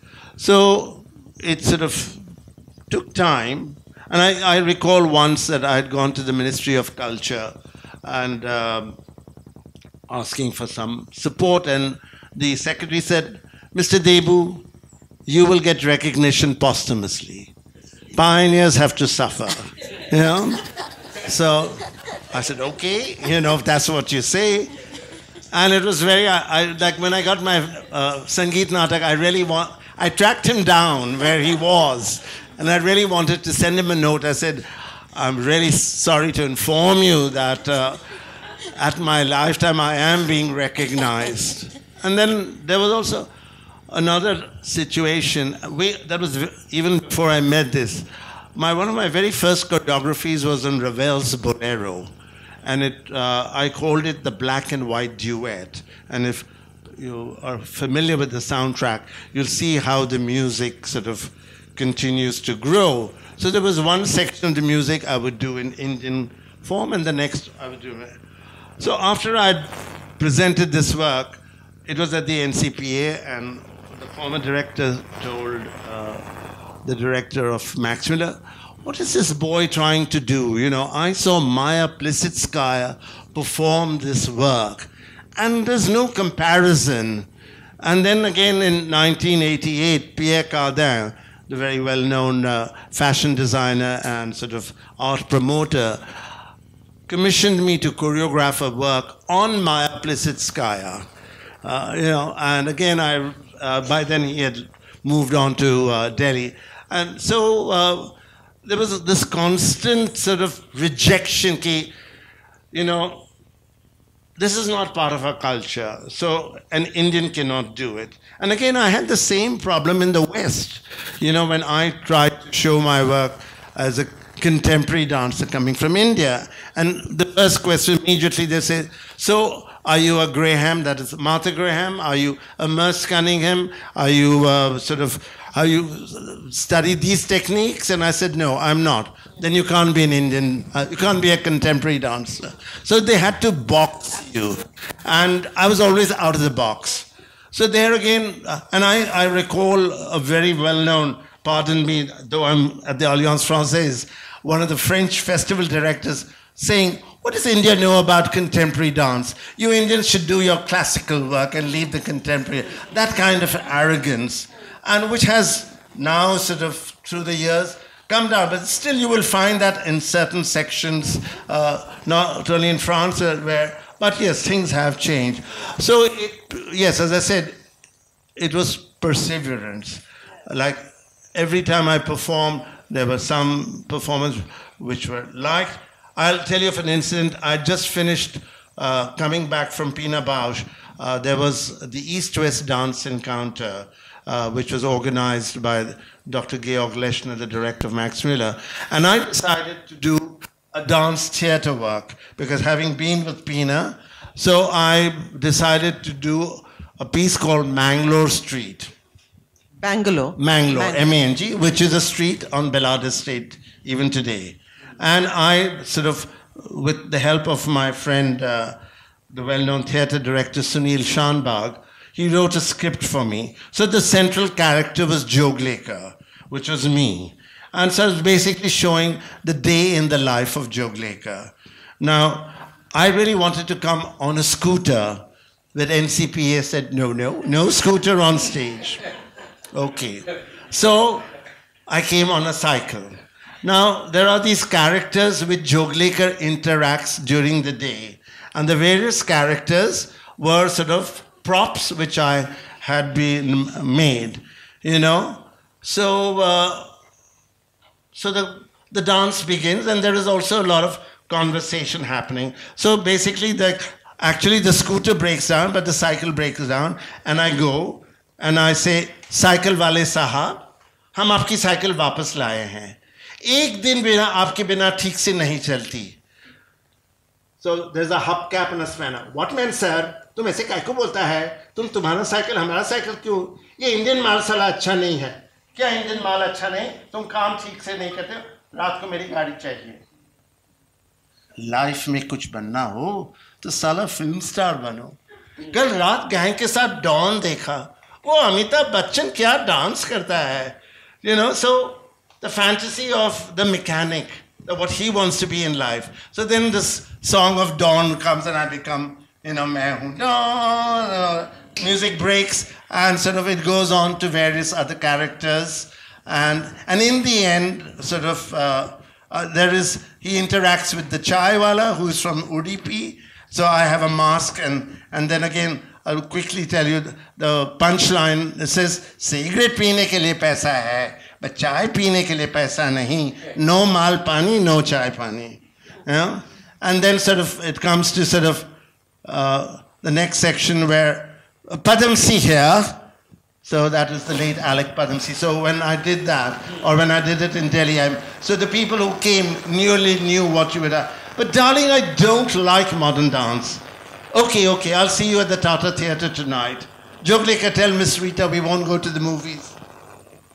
Then in the end, Joglekar finishes his day and says, Ao, ao, Juggi Saha, Pan khaoge, naach dekhoge, gana sunoge.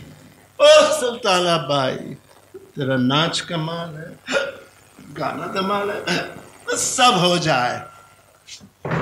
Sultana, mera naam hai Sultana, main pariyon ki rani. So there was a track, a film track, so which was, and 2 days later I was summoned in Jamshed Bhaba's office, you know, and says, how dare you play Bollywood music, and how dare you do this kind of a, you know. So there are so many incidents, but again, I mean, NCPA celebrates 50 years, and I celebrate my association 40 years with them. So they have, I mean, one has had to, you know, encounter these kind of criticism, but that did not, again, you know, stop me.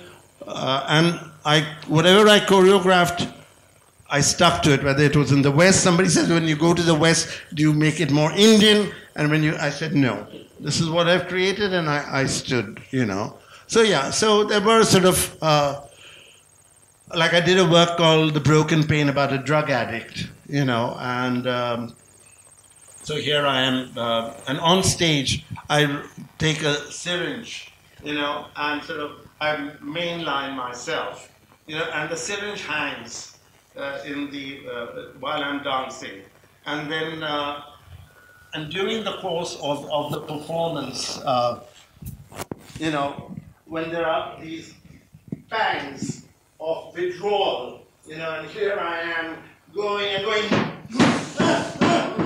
you know, and I bang my head, you know. So this kind of literal sort of performing, which really made the audience cringe also. The fact that, yes, this is what the drug addict really felt, you know, frustrated, and he was in pain, and this was the way of sort of.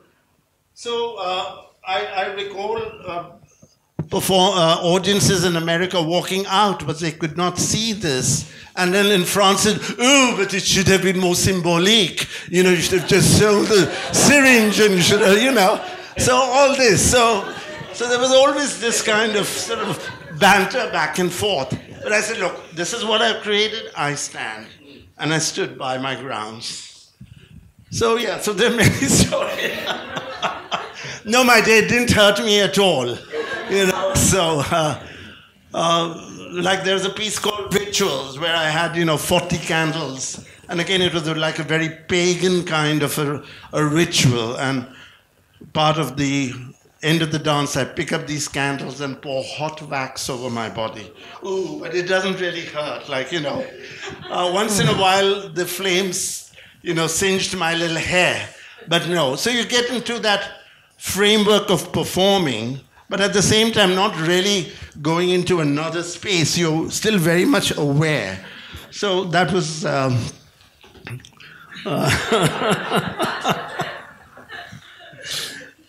So there you saw drama. We did indeed. So what is the motivation though, Astad? I remember you once telling me, going back to your pioneer story, pioneers must suffer. We'll come back to you on that as well. Saying, on the other hand, when things sometimes go too well, I get worried. Is that true? Yeah. But not anymore. It's about time, huh? Must pioneers suffer?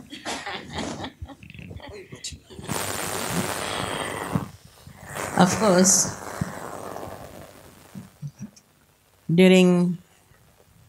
from 50s to 2000, we had to struggle a lot. Guruji was always worried whether they will accept our work or not. But then we used to pester him. Whatever you feel right, you should do it. But we really feel sad that Manipuris didn't give that encouragement to Guruji. Otherwise, he could have done a lot, which Kelu Babu got in Orissa. Then he could really do such a good thing. But still, whatever he did... When did Guruji pass away? 2000. So, but, we did a lot of work outside Manipur. And in Manipur also, we used to go very often. Because we had 3 institutions, Manipuri Nartanalaya in Bombay, Calcutta and Manipur, in order to channelize our manifold activities of teaching and research, publication, and touring, choreographing, productions and all that. So it was, we did a lot. We had received a Ford Foundation grant in that we did 4 projects, audio video of all the our course and other compositions, and then research work and microfilming of manuscripts, and so 4 projects were there in Ford Foundation in '89, and traveling, of course, all over the world since 1958. So it was. We were very active, and continuously new choreographies were being done, different dance dramas, taking root from the stories from the Padavali literature, as well as technical items on talas and prabandhas. And so we were very particular throughout that we should stick to the classicism of Manipuri, and because of all these compositions, we had widened the horizon of classical Manipuri dancing. And it was very much necessary because in the beginning, Manipuri was considered one of the 4 classical dance styles. But people used to think, Manipuri is done by group in the Ras Leela, so it is semi-classical like that. But that's why we were very particular. We never did a Lai Haroba or Thangta. Till now, I don't do it. We have learned everything, but we don't perform on the stage. In our classical programs, we do only Ras and Sankirtan.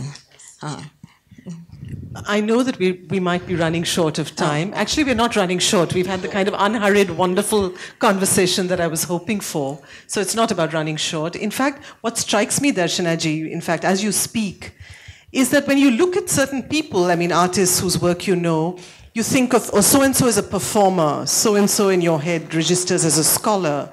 when I see you, it's Manipuri. You know, that is, in a sense, your primary definition. Really.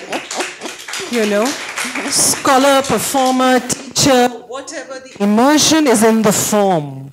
And every time you speak to Darshana ji, you see this, she always returns to the form. You know, you can't get her to talk biography. It's been very, very special. We have about 5 minutes, so if there are questions in the audience, we have time for a quick question and a quick answer.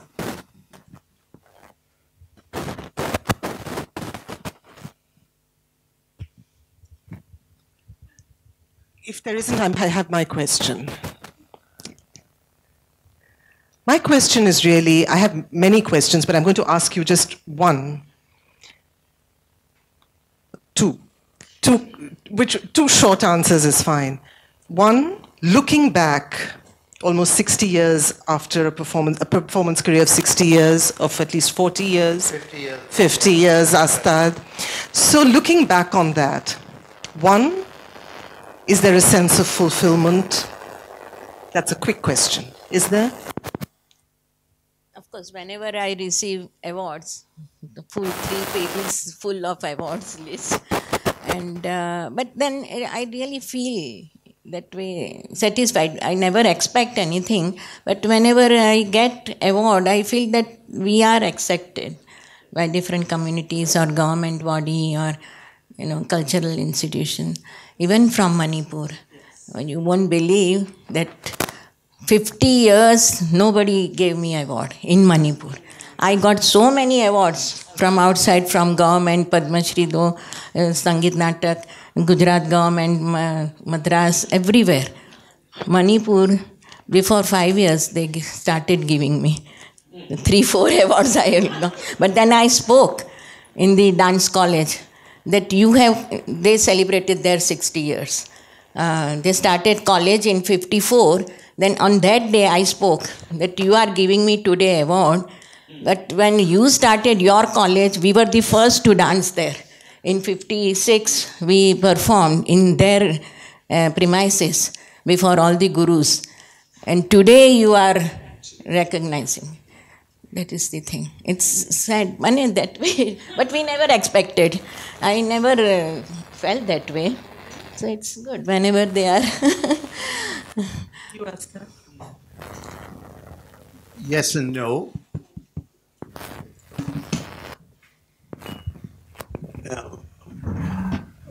Because it's still a struggle, today, 50 years, and unlike other countries, when you've reached a certain sort of strata being recognized, you would expect a lot of support,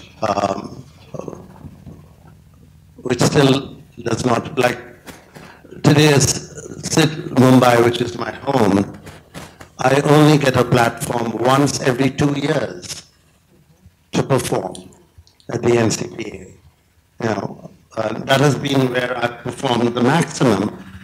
And similarly in other so there's no one saying, Astad, we would like you, we would be happy to present your new work. What is it? So that does not really exist in our country, not in any city. And at least the NCPA gives me a platform. In the other cities, again, once in a while you may get invited, but the rest of the time I have to produce my own work to show what I'm doing. And I have to produce because what I have created needs to be seen. The audience is keen, but our system of, there's nothing like a commission. Festivals again come and go. So that way, but then again, the platform for contemporary dance has opened up. There are so many young people who have the platform, who are able to present and then it depends on each individual's creativity, how the audience accepts it or not. But yeah, still, so that way I feel like I also say, mera number kab aayega? When will mine number come? Like, when will the time be that said, okay, here it is? again, not sort of,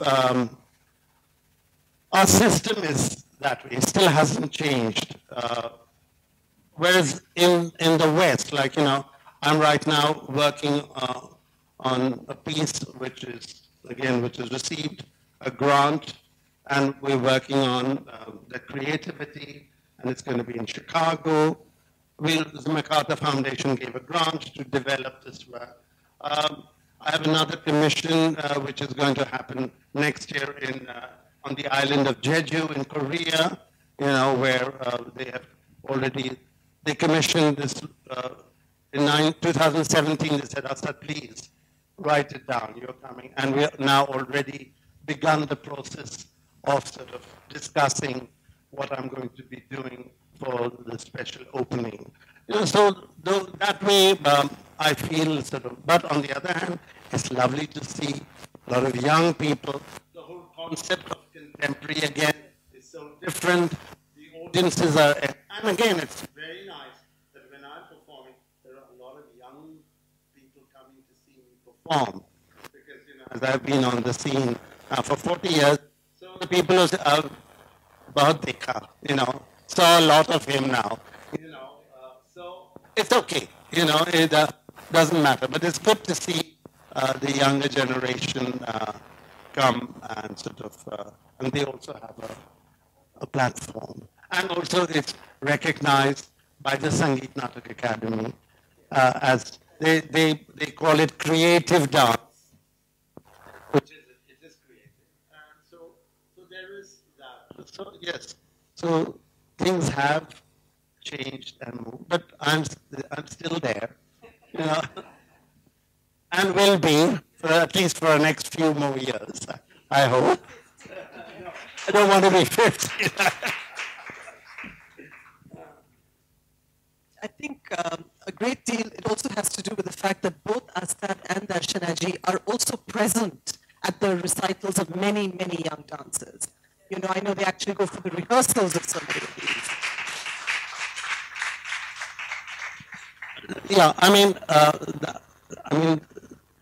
we both go because we want to see what is happening, and also there needs to be an encouragement, because when one recalls one's own journey, but also it's not, in the West also, I know a lot of choreographers that they don't bother to see each other's work. Everybody is sort of in their own sort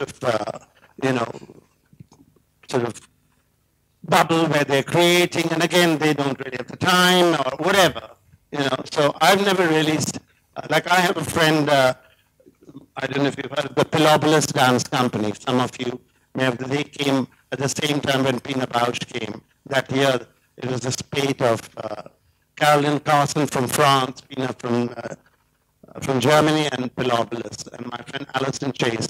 And she would always, when I would go, come on, tell me. I said, what's the gossip? What's happening in New York? I said, but Alison, oh darling, we don't have the time.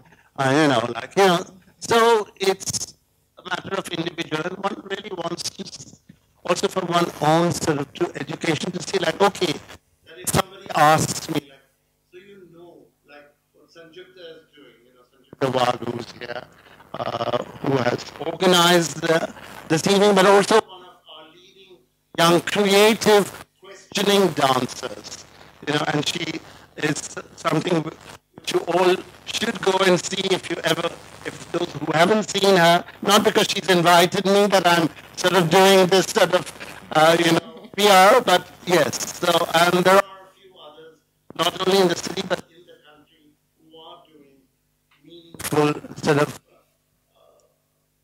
there's a lot of crap which passes in the name of contemporary, but there's a lot of good work also which is out there.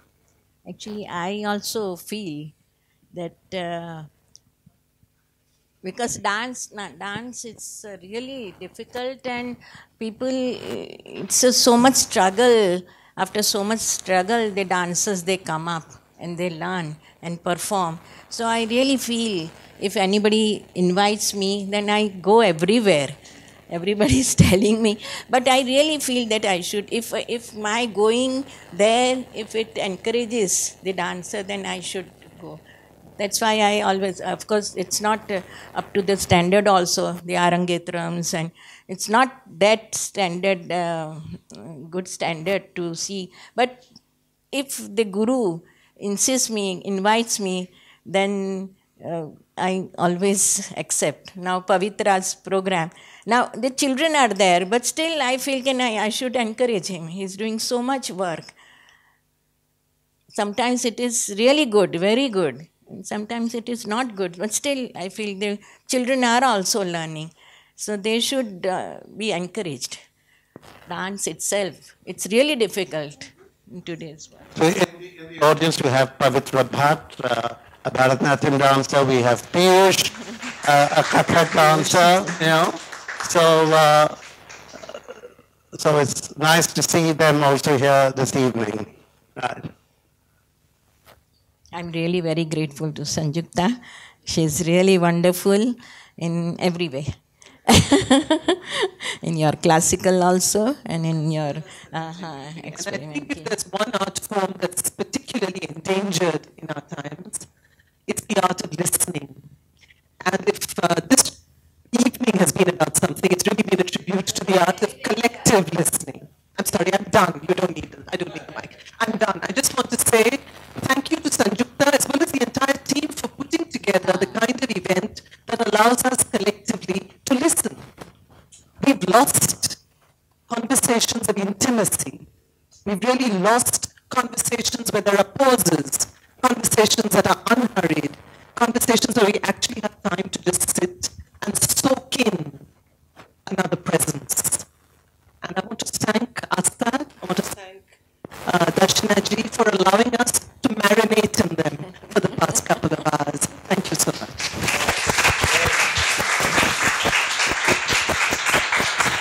Before we leave, on behalf of Team Beej, we would really like to thank Astad Ji, Arundhathi Ji and Darshana Ji for sharing their absolutely vivid, inspirational journeys with us this evening. And I would like to thank them all with a token of appreciation. And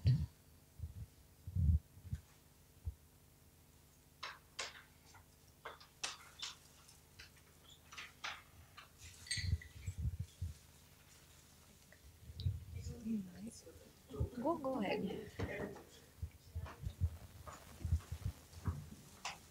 Maybe have a round of applause.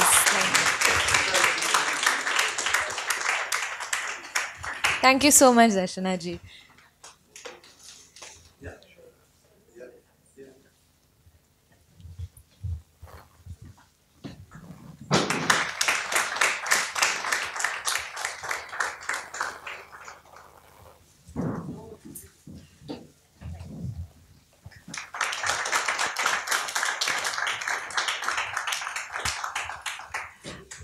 I would also like to thank Alliance Francaise and Frederic Simon from Alliance Francaise and Lou, who've been very generous and given us this space today for having this talk.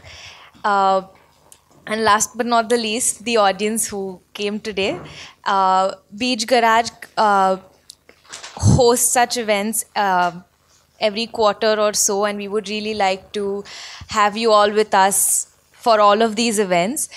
We would like to have your email IDs. We've kept a diary outside, so we would really appreciate if you could share your email IDs with us so that we can communicate further for more such events. And thank you and good night.